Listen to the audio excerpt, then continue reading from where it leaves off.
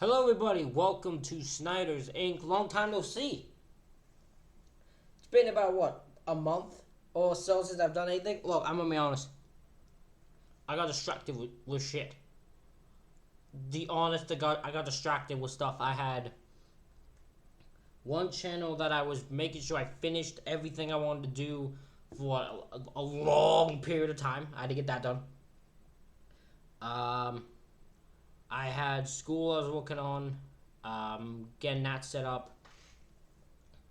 And to be honest, was just a bit burnout. Wasn't sure what I wanted to do with this channel. And the conclusion I had to come up with was the problem I had was I was doing this based off of money. Now you might think to yourself, Josh, that's kind of why you do this, right? That's partially why people do this, right? They want to be famous and want to make a lot of money. A bunch of money, which is true. We're not going to lie here. We're not lying to each other. It's totally why you do this. You want to make a bunch of money. Am I good in camera? We're going to, hold on, we'll move me here. There you go. We want to make a bunch of money. It's what we want to do. We want to make, you have the money, you have the ads, you want to make the sponsors, you want to get all that, you want to be the big famous YouTuber, and you want to make a bunch of money. But I don't want to not have fun doing it. So, I was trying to think on what I wanted to do. And the thing is, I just want to do a bunch of different shit on this channel. So what I think I'm going to do, despite YouTube's algorithm hating it, and despite my viewership will not be good, because it won't appreciate it, I'm just going to do what I want on this channel. I might do reactions, might do some gameplay, I might review something, I might just do some vlogs. You never know. I'm just gonna do some random shit. But that's my plan of what I'm doing with this channel. Because I've just came to the realization I need to stop just doing it for money. So I'm just gonna do a bunch of random shit. I might go live. I think I'm gonna go live on Halloween. That's the only day I know for sure. I'm going live on Halloween, and I'm going to do a paranormal stream, because I think it was one of the channels I did like a 3-hour video of ghost channels, of ghost things. That's our Halloween live stream, okay? We're going to do just a 3-hour live stream with ghost videos, as long as YouTube cooperates with me. But we're going to get right into this one, because we're going to come back, and I'm not just going to come back with a video. I got to give you something. Gotta give you what you want. Gotta give the people something to sink their teeth into. And what better way than Mr. Savox, who was hacked recently. Lucky enough was able to bounce back, the guy. I think it was a few weeks ago by now, probably. But he was able to bounce back, which is good to hear. I'm glad the man got his channel back. Love the guy. Love his content. And we're gonna get back into this. And this is 6 more of the most shocking crimes in British history. I remember, the only one I remember from the last one we did, because he did one other one, was the 2 kids who, murdered a young child. And the only reason I remember them is because he was, the comment, and I had a conversation about the fucking guys and how weird it was that the system was protecting them. But we don't get into that right now. So yeah, this is 6 more of the most shocking crimes in British history. I almost forgot my main thing. If you like to help this channel out with a donation, you can hit the you can leave a super thanks or a link to my PayPal be in the description. Hit the like button. Oh my god, you can tell I haven't done this in a while. Hit the like button, hit the subscribe button, and comment what you think down below. There you go. Come on, Brian. Let's go. If you like this sort of content, consider supporting on Patreon for as little as $1 a month. Thank you. Last year, I made a video. I thought about doing a Patreon, but I couldn't think of anything specific to do on it, so I didn't bother. I think when I did it, no one was really interested in it. No one thought that. I think it was voted that most people wouldn't. So I just didn't bother. About 6 of the UK's most infamous crimes. Obviously, there was no way I could leave it there, so I decided it was time I covered more of them. I'm terrible at intros, so let's just get right into it. Here are 6 Bro, that was probably more better intro than I did just there. I fucking dropped the ball completely there. more of the most shocking crimes in British history. Mary Bell. Okay. Just like in the last video, we're starting with an infamous child killer. Last time it was John Venables and Robert Thompson. It was these two Hold on. Hey, go back. It was these two fuckers. These two fuckers were the ones that we were having a conversation about in the comments. The reason I can call them fuckers is because they're not children now. And somehow they're free. I don't know how they're free, but they're somehow free. I don't remember which one, but one of these two, someone will tell me in the comments, because my crew is very intelligent, and also I'm not. One of these two, apparently kept giving their, like, they were given a new identification, like new name and new ID and new personality and all that shit. And one of these two, I don't remember which one it was, kept giving it away and throwing it away, and so they kept protecting them, having to give them new ones. I don't know why we protect killers now. It was so bizarre. I don't know what the UK has with protecting serial killers. It's very weird. We're starting with an infamous child killer. Last time it was John Venables and Robert Thompson. This time it's a girl named Mary Bell. Born on May 26, 1957 in Newcastle upon Tyne, Mary was the first child of Betty Bell, a 16-year-old sex worker, and an unknown father, although Billy Bell, a local criminal, later became her stepfather. From the very beginning, Mary's life. Oh, this already sounds like a bad start. Her mother is a 16-year-old sex worker in the 50s, and a known criminal is her stepfather now. And the father is actually unknown. She's already started in a bad spot.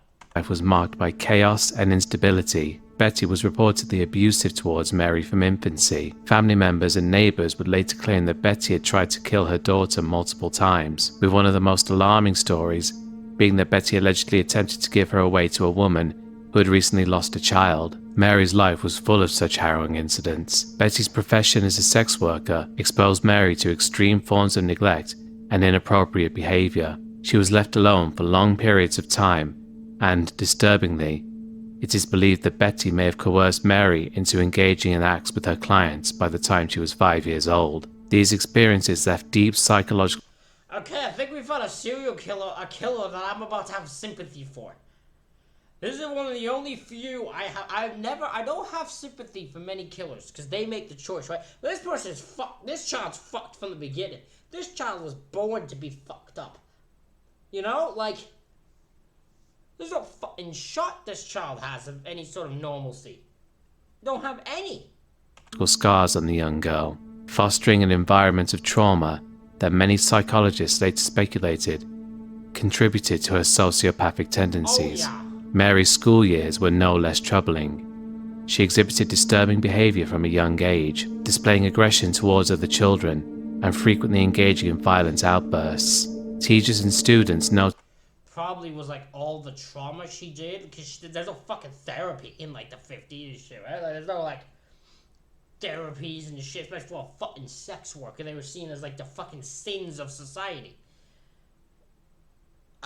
So she probably had all this trauma, and the only way she knew to get it out was just violence.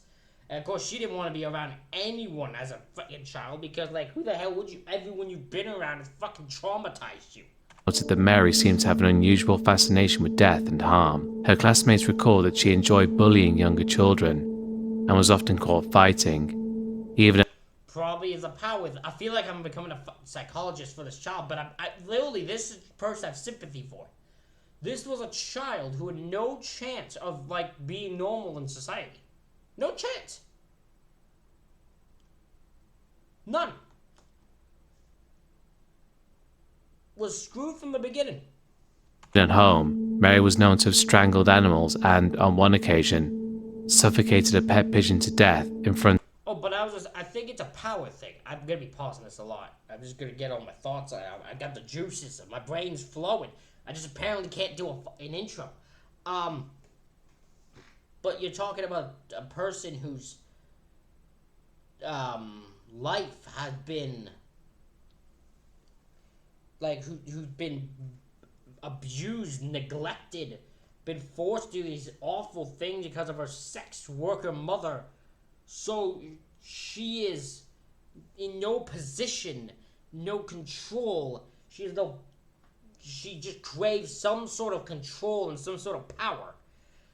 So bullying children gives you that power. It's most reason most people bullies. They want control and power and to feel good about themselves. And it's the only way they know how is to bully someone else and bring someone else down so they can bring themselves up. Take this as someone who had done it before. So she's probably, that's the only thing she knows how to do is some sort of power and control. So she bullied other kids. She's strangling animals because it's the way of violence to get it out, and it's the way to control, like just have some sort of power over someone or something. Of other children.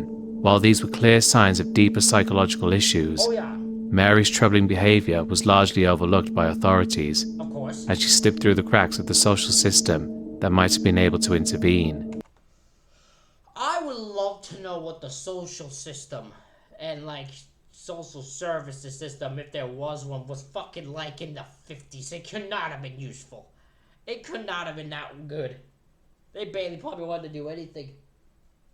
I would have to think at least. By 1968, at the age of 10, Mary's violent impulses culminated in two horrific murders.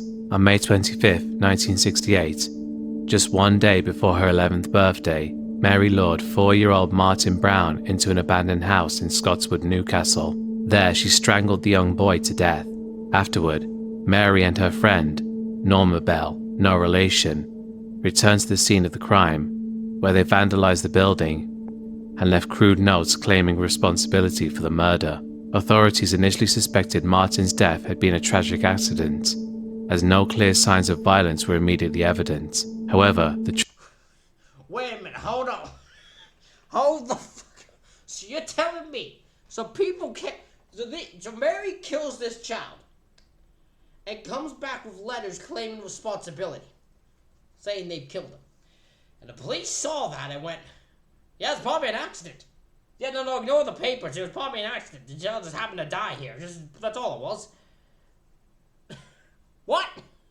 The truth behind the boy's death became clear only after Mary struck again. On July 31st, 1968, just 2 months after Martin's murder, Mary and Norma lured 3-year-old Brian Howe to a remote area near a railway line. Once again, Mary strangled her young victim, this time escalating her violence by mutilating his body. She used a pair of scissors to cut his hair, scratch his thighs, and carve the letter M into his stomach. It was this level of cruelty, along with her chilling... Why did Norma help her? Why did, like, her friend help her? Like, why would how do you meet a messed up 2 messed up people that... No, because I'm pretty sure her name's Norma. Norma was able to just helped her lure victims into her trap to kill. Why is she helping here?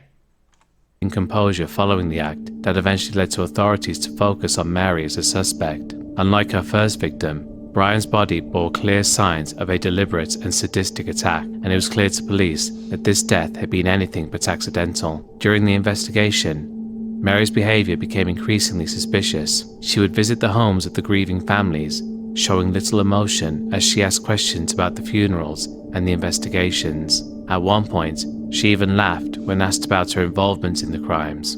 Her lack of remorse and odd detachment was startling, especially for someone so young. It was only after Norma... Yeah, that's a little bit... Yeah, that would throw me off too. If an 11-year-old was like... Someone is going to grieving parents and asking about a funeral and how the investigation and the questions about specifics in the investigation, and you are so emotionally detached, you have no expression, no emotion, no tears or anything coming down, and then when the police ask you about your involvement, you laugh? Like, that's messed up. That's bizarre. You know what I mean? Like, that's fucking crazy. Who had been present during both murders but did not actively participate, confessed to the police that the full extent of Mary's involvement came to light. The trial of Mary Bell began in 1968, and it immediately attracted widespread media attention. The image of an 11-year-old girl standing in the dock accused of such heinous crimes shocked the public, and the case was extensively covered by newspapers across the country.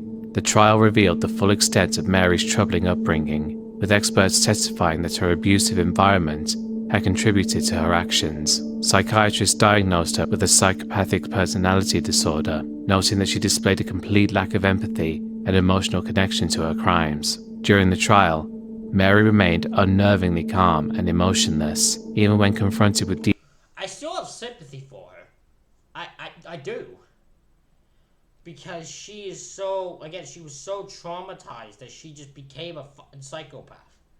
Like, she just had, because if you're being abused and neglected and being forced to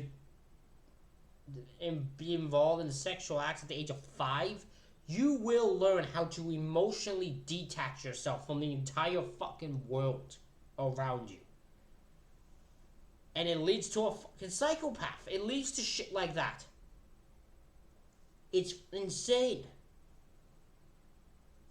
details of the crimes she had committed. At one point, when the judge asked Mary how she felt when she murdered the children, she responded coldly, quote, "I don't know." This chilling indifference was a key factor in the jury's decision. Although Mary was found guilty of manslaughter rather than murder, the verdict was based on the fact that she was suffering from diminished responsibility due to her mental state.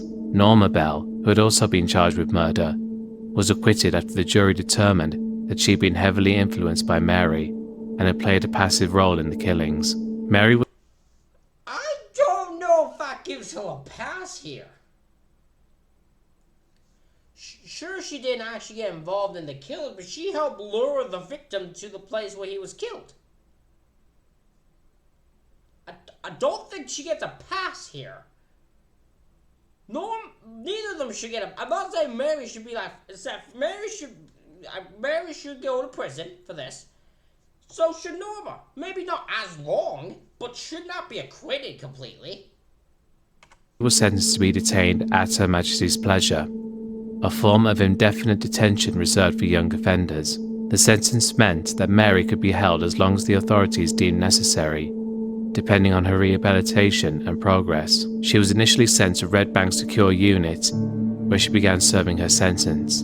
During her time in custody, Mary was known to exhibit troubling behavior, though over the years she appeared to stabilize. Mary Bell spent 12 years in various secure facilities before being released in 1980 at the age of 23. By then, she had spent more than half her life in detention. Upon her release, she was granted a new identity to protect her from the media and potential vigilante attacks. The public, however, remained divided over her release. While some believed that Mary had paid for her crimes and deserved a chance of rehabilitation, others argued that she should never have been allowed to walk free. Look, I can't speak on that part. That part doesn't... I have a personal thing. I think if you take a life, it's a life for life. If you take a life, you should not be allowed to enjoy yours. My usual thought for most cases, if you kill someone, you should be able to... The death sentence should be considered. And if the death sentence can be considered, I think you go for it and if they are sentenced to death, they should die the way they made their fucking victims died. That will never happen in society because we're all too fucking weak-minded to think that way, but that's just how I think. Vigilante attacks might have been a thing in the 50s. I believe there probably were people. I mean, hell, I've thought about doing it with some fucking people that I've seen on these videos. So I understand, and I think I said it about the two fucking guys. I think I said there was Mr. What was the Nick Mr. Swirly, I think was his name. I said I wanted to find him. There's people that I've wanted to do some vigilante thing on. I never will, but so I understand the concern. Does she deserve rehabilitation? I don't know. I don't think 12 years is enough. That's no way enough. That's not long enough. Also, I think my concern with her is she is still a psychopath. Like, you don't really just lose that. So she still is so detached from society. So I don't know if her being out will help at all. Given the severity of her actions, following her release, Mary lived a relatively quiet and anonymous life. In 1984, she gave birth to a daughter, who was unaware of her mother's true identity for many years. However, in 1998, the press discovered Mary's whereabouts and her new identity was revealed, leading to a media frenzy. In response, Mary was granted a lifelong court order protecting both her and her daughter's identities, making it illegal for the media to publish any information that could reveal her location or personal details, just like John Venables and Robert Thompson. While Mary has stayed out of trouble since... Alright, so this is another case where the killer is protected in all regards. The killers are protected.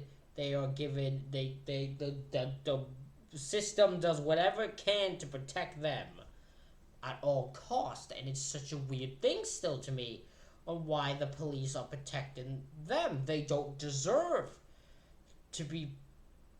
You give them the new idea. Now, maybe in this case, because they don't do it... The other case with John Venable and Thompson, I don't think I can have that guy's last name, but whatever. I think the one dude kept giving away his identity. He kept telling everyone his identity. And my thought, I'm like, you just fucking let him deal with his own problems. He's clearly causing it. So just let his identity be fucking... Don't let him have to deal with the fact that his identity is out and he's fucked. So in this case, it's just media found it and posted it. So the thing is, media is not allowed to post her identity and where she is to protect her and her daughter. Her daughter will find out, though. Her daughter will find out who she is. So, doesn't help. It helps them be safe for now. It won't help when it comes to daughter not finding out her identity. Her daughter will. And she'll have some questions. Since her release, and has been able to become a mother and even grandmother, both she and her family know what she did, and that's something they'll carry for the rest of their lives.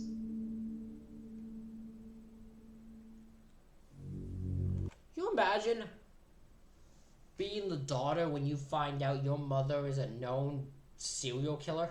Like, killed 2 children when she was 10? The spin that family probably puts on her, to explain why that happens, is gotta be insane. On June 2nd, 2010, the rural and peaceful community of Cumbria, England, was shaken to its core by one of the deadliest mass shootings in British history.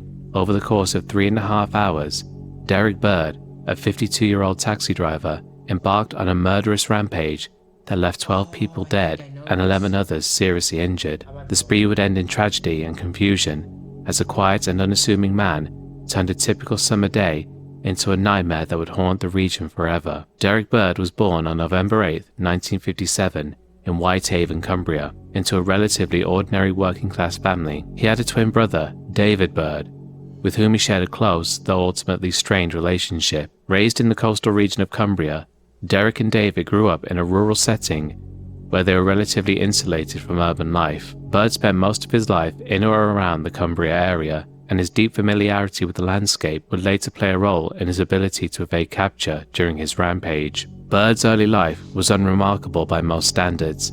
He attended the local school system and didn't exhibit any significant behavioral issues.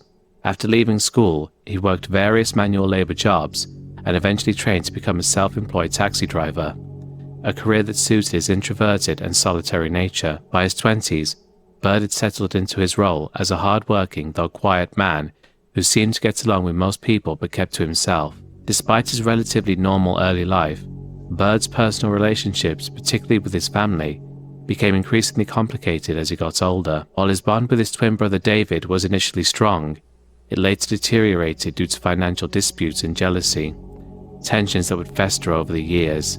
Derek Bird's personal life was marked by turbulence, especially in his relationships with women. He had been married but later divorced, with the dissolution of his marriage being a significant blow to his emotional stability. Bird and his ex-wife had 2 sons, but following the divorce, his relationships with his children became more distant. He remained a provider and saw his sons periodically, but Bird's isolation grew deeper after his divorce, and the loneliness became a prominent feature in his life. Although Bird had a few romantic relationships after his divorce, none were particularly long-lasting, and he never remarried.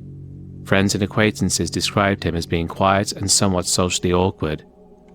I have a very sneaking suspicion that this won't end with this guy alive. Even after all the killings, this guy is not going to jail. I have a gut feeling on that. Often withdrawing from social interactions, his life primarily revolved around his work as a taxi driver, and while he was well known among other drivers, he often kept to himself, harboring unspoken grievances. He worked as a taxi driver for over 2 decades in the Whitehaven area. To many of his colleagues, he appeared to be a somewhat friendly, albeit distant, individual who preferred to stick to a regular routine. However, Bird had a growing sense of frustration in his personal life. Taxi driving is a competitive and often challenging profession, especially in rural areas like Cumbria, where fares can be scarce. Bird had issues with some of his fellow taxi drivers.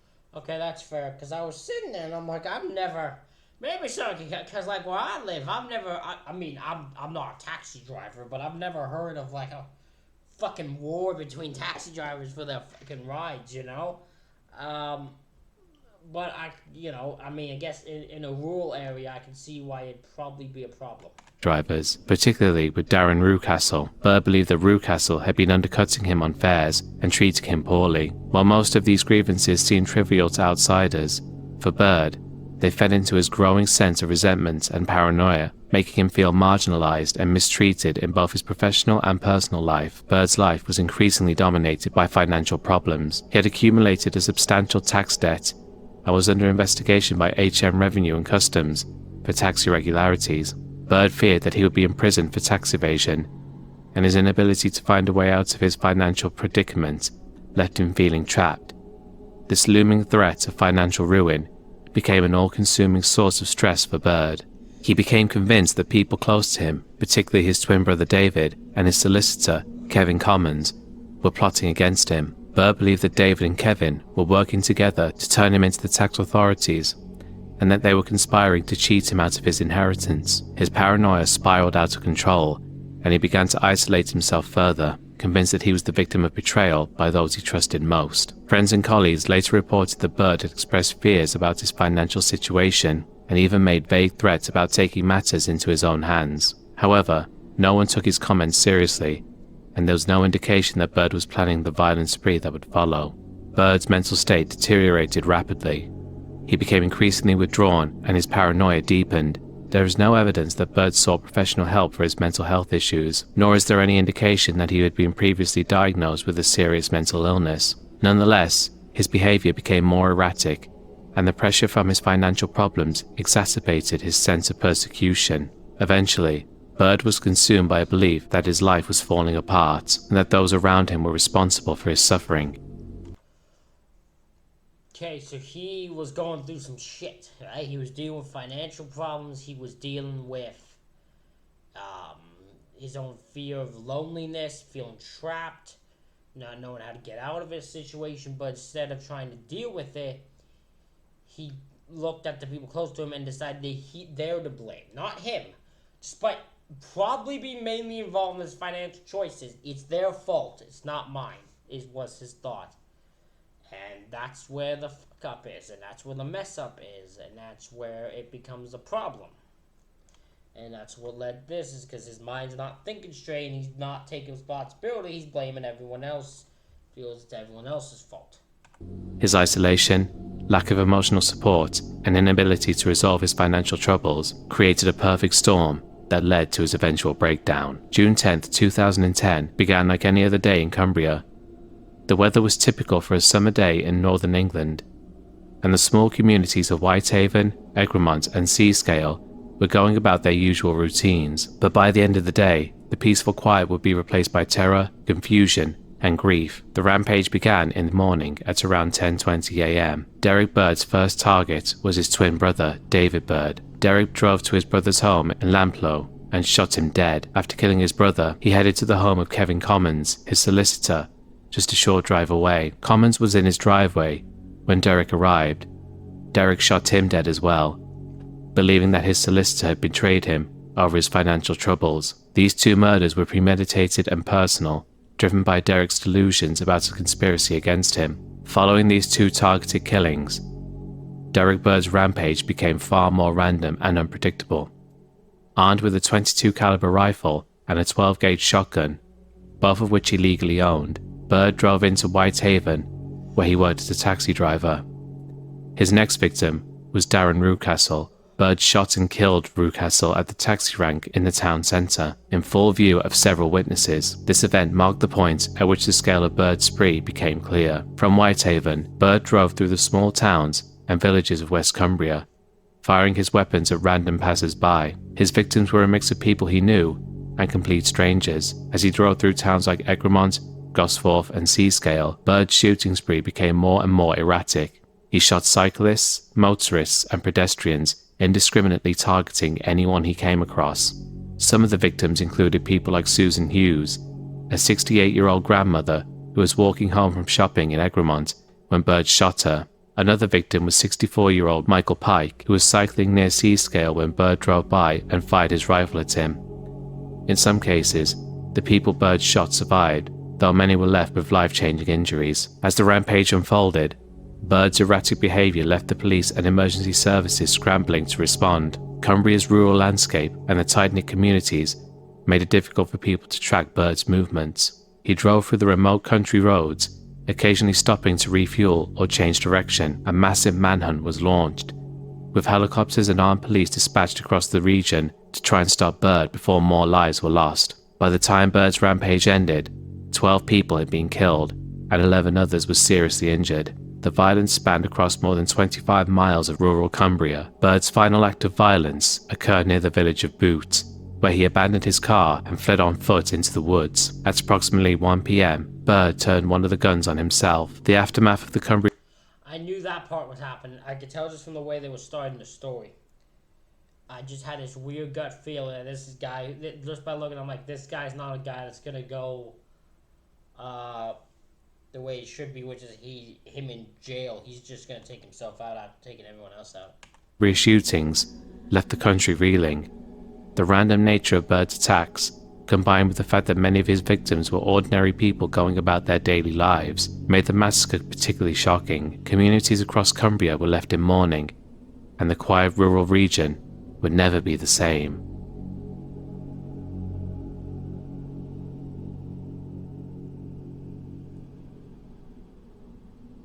In late 2006, the quiet English town of Ipswich was thrust into a national spotlight for reasons no one could have imagined. Over the span of just a few weeks in November and December, 5 women, Gemma Adams, Tanya Nicole, Annalie Alderton, Paula Clennell, and Annette Nichols, were found murdered in the surrounding Suffolk countryside. These tragic events, now known as the Ipswich murders, not only shocked the local community, but also gripped the entire UK, sparking a massive police investigation and intense media scrutiny. All 5 women were involved in the sex work industry, and their disappearance occurred within a relatively short time frame, leading investigators to believe they were dealing with a serial killer. Each victim disappeared from the red light district of Ipswich, a close-knit and vulnerable community where sex workers often knew each other. As the bodies were discovered in quick succession, fear spread rapidly among the women still working in the area and the general public.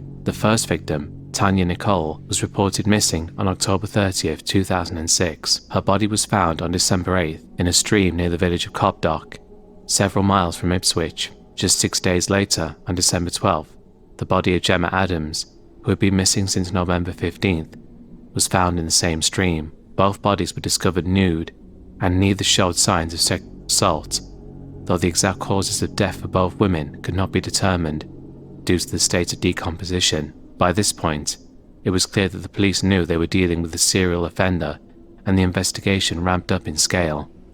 However, the horror was far from over. On December 10th, the body of 24-year-old Annalie Alderton was found in a wooded area near the village of Nacton. Unlike the previous victims, Alderton's cause of death was immediately apparent.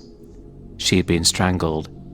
It was also revealed that Alderton was 3 months pregnant at the time of her death, adding a particularly tragic layer to the case. As the days went on, the tension in Ipswich continued to build. The media descended on the town, and the sense of fear was palpable, especially among sex workers, many of whom were afraid to continue working but felt they had no other option. On December 12th, 2 more bodies were discovered in the open countryside near Levington, Paula Clennell and Annette Nichols. Clennell, like Alderton, had been strangled. She had previously given an interview to the media just days before her death, in which she explained why she continued to work despite the growing dangers. Why have you decided to come out tonight? Because I need the money. I need the money, you know. Despite the dangers? Well, that has made me a bit wary about getting into cars, you know. But presumably you will do that tonight? Well, probably. Her words about having to earn money to survive haunted the public after her body was found. Yeah, that's the problem with sex workers, right? Is you can't just stop and go about your business. It's all they do is because it's the only way they need money. No one does. I could be wrong, but I've not heard of many people who do sex work while having a great living. Like, no one usually pays their bills, has all their stuff, has a normal job, and then sex works on the side. You know what I mean? Like, most sex workers do it because they're desperate for money. It's the only way they can. It's the only quick way they know to make money. But that's what makes this so. It's why usually they're easy to take advantage of, and people who want to kill something that goes for them, it's because they're fortunately easy to get. It sounds fucked to say. It's fucked up to say, but. Annette Nichols was also discovered near the same location. She too had been strangled, and her body had been left in an especially degraded manner, as the killer had posed her in a way that suggested he took pleasure in the act. The murder of 5 women in such a short period of time put enormous pressure on the police to find the perpetrator before more lives were lost. The police investigation, known as Operation Sumac, became one of the largest and most high-profile manhunts in British history. Detectives knew they were facing a brutal and organised killer. But despite the mounting pressure, they maintained a systematic approach. Investigators combed through CCTV footage, traced the last known movements of the victims, and interviewed countless people in the area. They also reached out to women still working in the sex trade for information, but the level of fear and distrust made gathering details a slow process. One of the key breakthroughs came from forensic evidence. Fibers found on several of the victims' bodies were traced to a specific vehicle, a Ford Mondeo, which ultimately led to the arrest of 48-year-old Steve Wright on December 19, 2006. Wright lived in Ipswich and, like many of the women, had connections to the town's red light district. He was known to have frequented sex workers and had been seen in the area around the time the women went missing. What made Steve Wright's capture even more chilling was that he lived only a short distance from where the victims were last seen, as he continued living a seemingly normal life while carrying out the murders. Wright, a former steward and forklift driver, had a quiet but troubled history. His personal life was riddled with failed relationships, and he had struggled with mounting debts. He had previously lived in several different parts of the UK, and during his time working on a cruise ship, he was known to have had relationships with sex workers. However, nothing in his past suggested he was capable of such violence, at least not until the Ipswich murders. In January 2008, Steve Wright stood trial for the murder of all 5 women. The case against him was built on strong forensic evidence, including DNA traces and fiber links that tied him to the victims. Although he denied the charges, the weight of evidence was overwhelming. Wright did not testify in his defense, and after only 8 hours of deliberation, the jury found him guilty on all counts. He was sentenced to life imprisonment with no possibility of parole. The Ipswich murders had a profound and lasting impact on the community, particularly on the safety and protection of sex workers. The vulnerability of the victims highlighted the dangerous conditions faced by many in the industry. For the families of the victims, the pain of losing their loved ones in such a horrific manner has never faded. The women were not just victims of a serial killer, They were daughters, mothers, and friends whose lives were brutally cut short. And the legacy of the Ipswich murders has continued to influence debates around the protection and rights of sex workers in the UK. What made the Ipswich murders particularly haunting was not just the speed and brutality of the killings, but the sheer ordinariness of the man behind them. Steve Wright was not a criminal mastermind or a known predator before his arrest. He was an ordinary man, living an ordinary life, hiding in plain We just happen to love sex workers, I guess.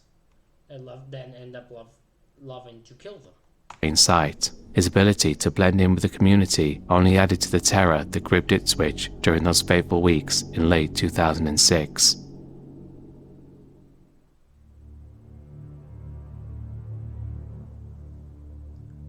The Hungerford Massacre, which took place on August 19, 1987, stands as one of the most shocking mass shootings in British history. On that hot summer day, a 27-year-old man went on a deadly rampage in the small market town of Hungerford, Berkshire. The event left the UK reeling and led to significant changes in the country's gun laws, making it a pivotal moment in modern British history.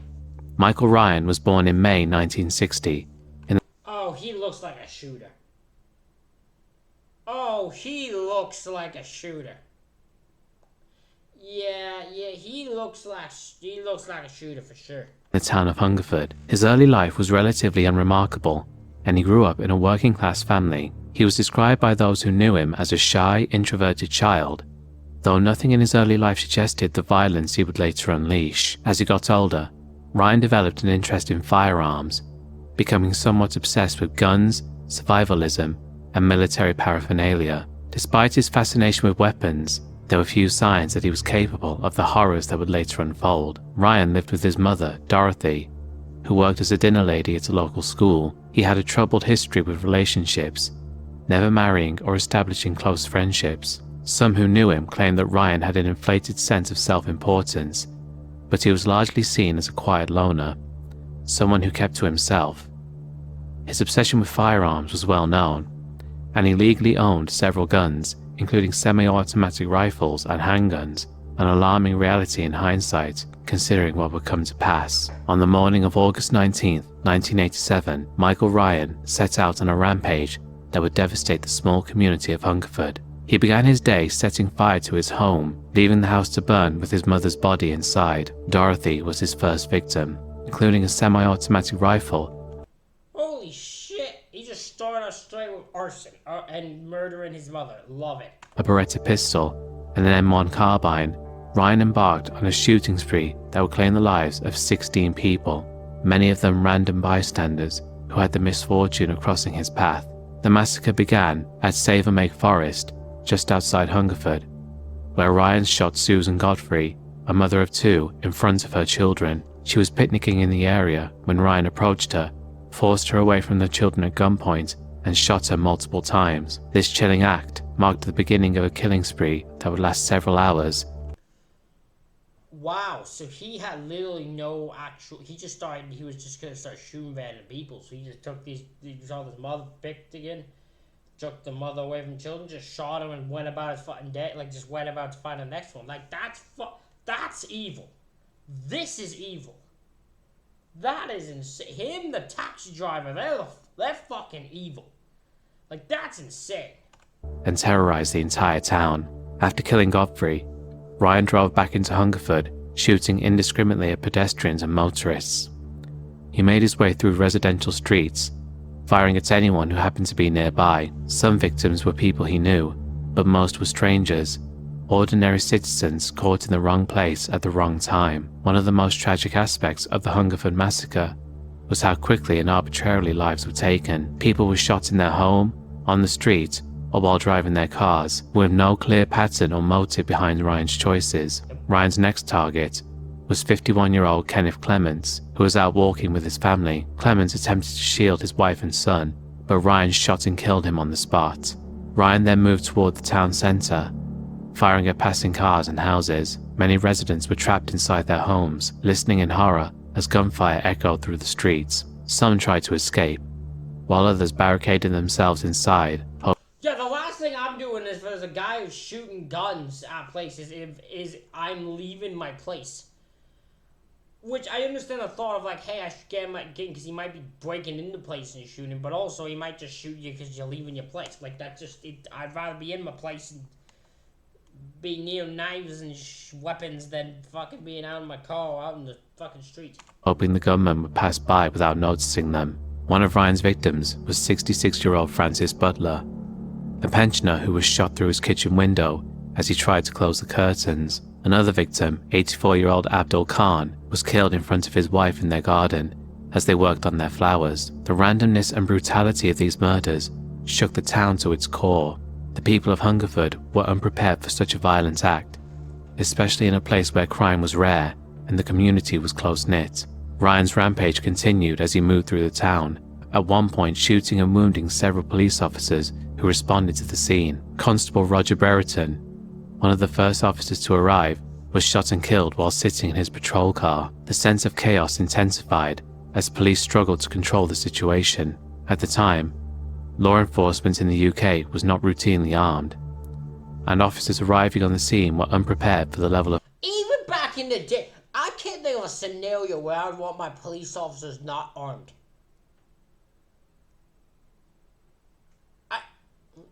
I can't think of a single scenario where I'd want police officers just unarmed without weapons. Because that just seems dumb, even any time frame. ...of firepower Ryan possessed. Ryan's shooting spree reached a climax when he entered a Hungerford school.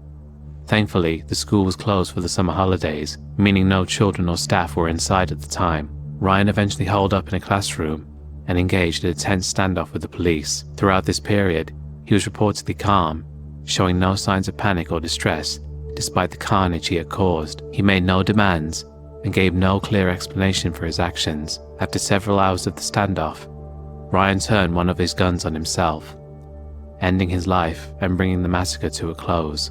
In the immediate aftermath, the town of Hungerford was left devastated, and the entire country was in shock. The randomness of the killings, the vulnerability of the victims, and the sheer scale of the attack were incomprehensible to many. Michael Ryan had no history of mental illness, no known political or ideological motive, and no personal grievances with most of his victims. The lack of a clear reason for the attack made it even more difficult for the public to understand. The Hungerford massacre had a lasting effect on the UK. One of the most significant consequences was the tightening of gun control laws. In the wake of the shooting, the government quickly moved to introduce the 1988 Firearms Amendment Act, which banned the ownership of semi-automatic rifles and restricted access to other types of firearms. This legislation was part of a broader effort to prevent similar massacres in the future, and it represented... So it led to something good at least, but it shouldn't have had to happen in the first place, which is unfortunate. But that guy clearly was mentally fucked up and just had no regard for human life. One of the most significant changes to gun laws in British history. The massacre also left lasting scars on the community of Hungerford. Survivors and families of the victims struggled with grief and trauma, and the town itself became synonymous with one of the most tragic events in modern British history. In the years since, Michael Ryan's motives have remained largely mysterious. Some psychological profiles have suggested that Ryan may have been dealing with deep-seated issues related to his isolation. He's had to been dealing with deep-seated issues. There's no way he didn't deal with some sort of issues. There's no way. Obsession with firearms, and possibly even unresolved mental health issues. However, no definitive explanation for his actions has ever emerged. The Hungerford massacre remains one of the most disturbing examples of senseless mass violence in British history, a reminder of how quickly and unexpectedly tragedy can strike. Michael Ryan's actions on that August day highlighted the devastating consequences of unchecked access to weapons and the potential for seemingly ordinary individuals to commit extraordinary acts of violence.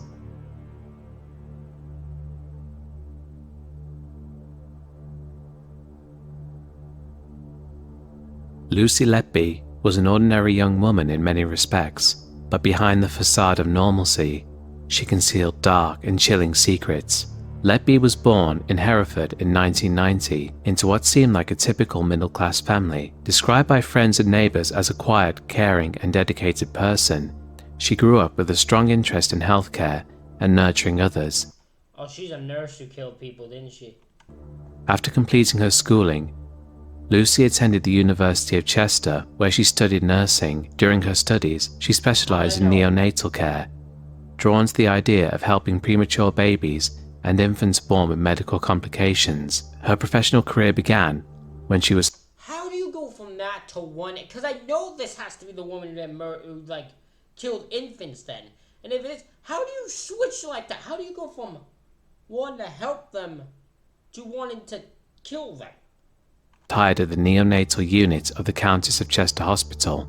To all appearances, Lucy was well liked by her colleagues and respected for her work ethic. She had a cheerful demeanor and was known for taking extra care of the most vulnerable babies in the unit. No one suspected that beneath this image of compassion and professionalism, Lucy Letby harbored a darker inclination. Between June 2015 and June 2016, a series of unexplained deaths and medical emergencies occurred in the neonatal unit where Lucy worked. At first, these deaths were chalked up to natural causes or the unfortunate complications that sometimes come with premature births. But as the number of deaths and near-fatal incidents mounted, concerns grew. Many of the babies who died or collapsed were otherwise stable or had been showing signs of improvement before suddenly deteriorating while under Lucy's care. Colleagues noticed that she often seemed to be present when these medical emergencies occurred, but initially, no one could have imagined that a nurse, someone entrusted with the care of fragile newborns, could be responsible for their harm. The first real suspicion arose when one doctor began noticing a troubling pattern. Dr. Stephen Breary, a senior consultant, raised concerns after 3 babies unexpectedly died within 2 weeks. After reviewing medical records, it became apparent that Lucy was on duty each time a baby died or suffered a near-fatal collapse. Breary's concerns grew, but despite his attempts to alert hospital management, no immediate action was taken. Hospital officials were reluctant to believe that one of their own staff could be behind these events, and Letby remained in her position, continuing to care. Even if I didn't fully believe that they could be, my brain wouldn't want to take the risk. So what I'd do is I'd run a test. I'd take her off, see if anything changes. If I take her off for like 30 days and there's no baby deaths, and she somehow returns and suddenly there's a baby death, you're my number one suspect. It's not the best way to go about it, but like, because you could fire them. You could be like, hey, I'm not taking the risk, I'm just going to let anyone go who's they're suspected, but you don't want to let them go and leave the killer on, right? So you have to think. Or you don't just be like, yeah, no, that's not happening. You're like, okay, you watch this. And if it keeps happening where if these babies keep dying while under her watch, 1 or 2 more and take a look at it. For babies in the unit. As more babies died or experienced mysterious collapses, further investigations were launched.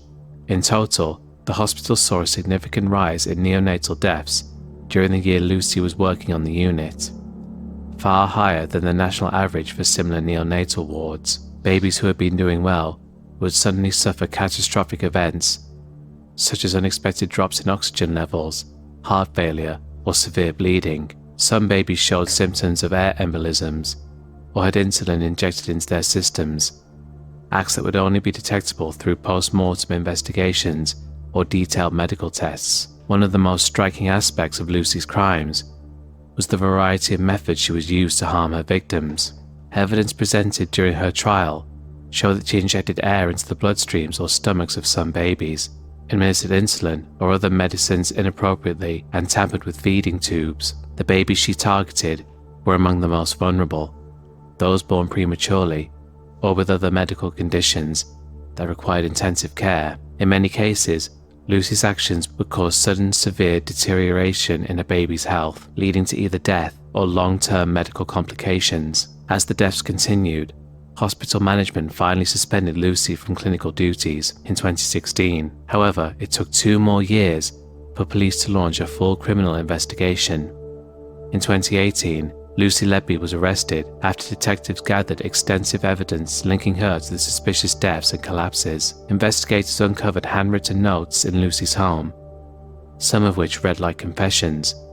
One chilling note simply said, "I am evil. I did this." Other notes revealed her deep psychological torment, suggesting that Lucy herself may have been grappling with guilt, but these admissions came too late for her victims. The trial, which began in October 2022, revealed the full scope of Lucy's crimes.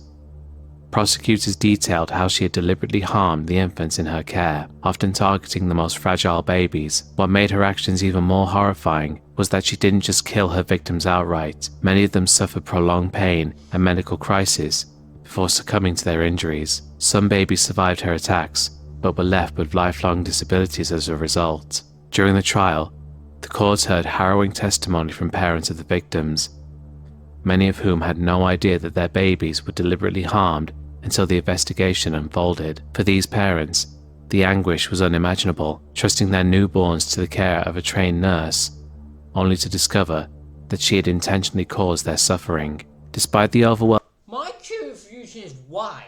What makes a nurse go there with the goal to kill babies? Like, why? Does she... that's the only thing I can never wrap my head around, unless he gave the reason I missed it. I just can't figure out why you would do that. Like, how messed up do you have to be for that to happen? Overwhelming evidence, including Lucy's own incriminating notes and detailed medical records showing her presence at the time of each incident. She maintained her innocence throughout the trial. Lucy offered no clear motive for her actions, leaving the investigators, families, and the public to speculate on why a seemingly caring and dedicated nurse would turn into a killer. Some have suggested that she enjoyed the control and attention that came with being involved in a medical crisis, while others theorize that Lucy may have been motivated by deeper psychological issues related to her need for validation or to act as a hero figure during emergencies. However, no definitive psychological explanation has emerged, and Lucy... Ooh, so people are like, my thought is like she would do this so these babies would have a medical episode with her thought would be she'd go save them, right? She'd save their lives, then making it so she's this hero and gets super validation, but somehow just kept botching it and she just never learned, so she just kept doing it. It's even more fucked. Lucy has never provided a full confession. The verdict came in August 2023, when Lucy Letby was found guilty of 7 counts of murder and 6 counts of attempted murder. She was sentenced to life imprisonment with no possibility of parole. The judge, in delivering the sentence, described Lucy's crime as a cruel, calculated, and cynical campaign of child murder. The sheer scale of her crimes, the deliberate methods she employed, and the fact that she preyed on the most vulnerable members of society make her one of the most notorious serial killers in modern British history. The aftermath of her crimes has been far-reaching, not only for the families of the victims, but also for the hospital and the healthcare system in the UK. Many have questioned why concerns raised by Lucy's colleagues weren't acted upon sooner, and how someone with access to such fragile lives could have gone undetected for so long.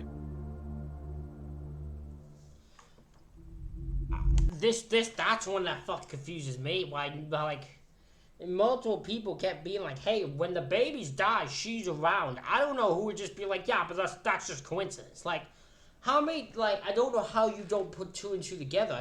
I don't get it. On the morning of March 13th, 1996, the quiet Scottish town of Dunblane was forever scarred by one of the most tragic events in British history. What began as a typical school day at Dunblane Primary School turned into an unthinkable nightmare. The man responsible for this nightmare was 43-year-old Thomas Hamilton, a former scout leader who had a history of erratic behaviour and a deep-seated grudge against local authorities. Thomas Hamilton was born on May 10, 1952, in Glasgow, Scotland. From a young age, his upbringing was unstable. He was raised by his grandparents after his father abandoned the family shortly after his birth. His mother later remarried and moved away, leaving Hamilton to grow up believing that his grandparents were his actual parents and that his biological mother was his older sister. It wasn't until later in his childhood that Hamilton discovered the truth about his family, which reportedly had a profound and lasting psychological impact on him. This early sense of abandonment and confusion may have contributed to his lasting feelings of isolation and bitterness.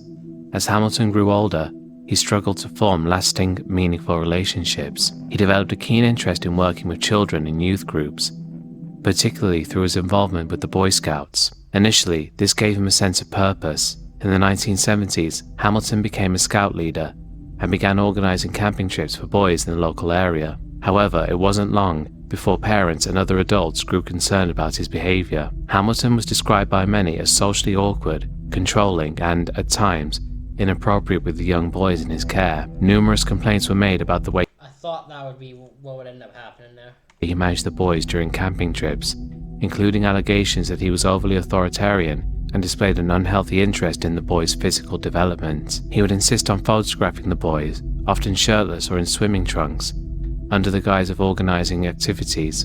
In 1974, the Boy Scouts of Britain took action. Following an internal investigation into his behavior, Thomas Hamilton was dismissed from his role as a scout leader. The reasons for his dismissal were not made public at the time, but the allegations against him were serious enough that local scout leaders and parents demanded his removal. This expulsion from the Scouts was a turning point in Hamilton's life. From this point forward, his sense of rejection and persecution began to intensify. He became convinced that local authorities, including the police and the parents in his community, were conspiring against him. This belief was compounded by his failed attempts to establish his own boys' clubs and summer camps. Hamilton tried on several occasions to set up new clubs for boys, but each time concerns from parents about his behavior led to his clubs being shut down. He interpreted these closures as further evidence of a conspiracy designed to ruin his reputation. Hamilton's life outside of his obsession with youth groups was equally solitary and troubled. He lived alone in a small house in Stirling, Scotland, and had few close friends. Many neighbours and acquaintances described him as odd and reclusive. His fixation on youth organisations, coupled with his growing sense of social isolation, created a man who was both resentful and increasingly unhinged. Throughout the 1980s and early 1990s, Hamilton's grievances only deepened. He continued to file complaints and petitions against those he believed had wronged him, but to no avail. His behaviour became more erratic, and he was seen less frequently in public, retreating further into his isolation. All the while, he maintained a small collection of legally owned firearms, which he used for target shooting at local ranges. His interest in guns would ultimately become the instrument of his violence. In the years leading up to that day in 1996, Hamilton's desperation and bitterness reached a breaking point. He was now in his mid-40s, socially ostracized, and living in a bubble of paranoia and anger. His repeated failures to re-establish himself as a leader in the community, coupled with what he saw as endless rejection, caused him to harbor growing rage towards the people he blamed for his downfall. This rage became fixated on Dunblane Primary School, where he had tried and failed to organize a youth club. At 9:30 a.m. on March 13, 1996, Hamilton entered the gym at Dunblane Primary School, where a class of 29 children, aged 5 and 6, was in the middle of a PE lesson. Armed with legally owned handguns, Hamilton opened fire indiscriminately. The children and their teacher, Gwen Mayer, had little time to react. Mayer instinctively tried to protect the children, but Hamilton was relentless. Within a matter of minutes, 16 children and their teacher lay dead. Another 15 children were injured, some severely, though miraculously many survived, either by playing dead or by being shielded by their classmates. What makes the Dunblane massacre particularly horrifying is the age of the victims. These were young children, many just beginning their lives. The senselessness of the attack left the entire community, and indeed, the entire country, in shock. Parents, teachers, and first responders were left grappling with the scale of loss and the brutal way it was inflicted. Hamilton continued his rampage for only a few minutes before he turned the gun on himself. By the time the police arrived, the carnage was over, but the devastation was only just beginning. The surviving children, along with families of those lost, were left to confront a lifetime of grief, trauma, and unanswered questions. In the immediate aftermath, the country demanded change. The massacre reignited a long-standing debate over gun control in the UK, with To think that there is like, we always, because, you know, current day, we talk about gun control and how it's such a prime thing, especially in the U.S., where fucking everyone is either encouraged to own one or not to own one. There's no in between. So you hear that, and you don't realize that in 1996, this was an argument in the UK because of this fucking guy and being able to just legally own guns, and he went and just shot up a primary school. Like, it's not as it's always been a thing. It's just becoming more of a problem these days due to fucking maniacs owning them. Many calling for a complete overhaul of the laws governing firearm ownership. The public outcry reached Parliament, and in 1997, less than a year after the massacre, the Firearms Amendment Act was passed. This legislation effectively banned the private ownership of handguns in the UK, with very few exceptions. It was one of the strictest pieces of gun control legislation in the world, and it was largely driven by the memory of Dunblane and a desire to prevent such a tragedy from ever happening again. But the effects of the Dunblane massacre extended beyond legislation. The small town of Dunblane became a symbol of both immense loss and incredible resilience. The massacre also had a profound impact on public figures like tennis star Andy Murray, who was a student at Dunblane Primary School at the time of the attack. Murray, along with his brother Jamie, was at the school during the massacre, but was not in the gym when the shooting occurred. In later years, Andy Murray has spoken about the lasting emotional effects of the day, though he rarely discusses it in depth, preferring to focus on the resilience of the Dunblane community. A few years ago, you mentioned you began researching it and looking into what happened a lot. Why was that important to you to do? Well, I think it's going to be a pretty important part of anybody's life, something like that. It's a very personal thing. And yeah, well, I was obviously very young when it happened, so I had limited knowledge of how big an event it was and exactly what had happened, and just important to know. You know, I just wanted to know. I was very curious about it. It's something I probably tried to kind of black out from my memory, and it's still not something I particularly enjoy talking about. For those who lived through the events of March 13th, 1996, the pain of that day will never fully fade. The Dunblane massacre is one of those moments in history that will forever be etched into the collective memory of the nation. The raw grief, the shocking loss of innocent life, and the heroic actions of teachers like Gwen Mayer left an indelible mark, shaping conversations around gun control and public safety for years to come. Ladies and gentlemen, that is it for this reaction video. Let me know what you think in the comments. Hit the like button, hit the subscribe button. Thank you all for watching. I'll see you all for the next one.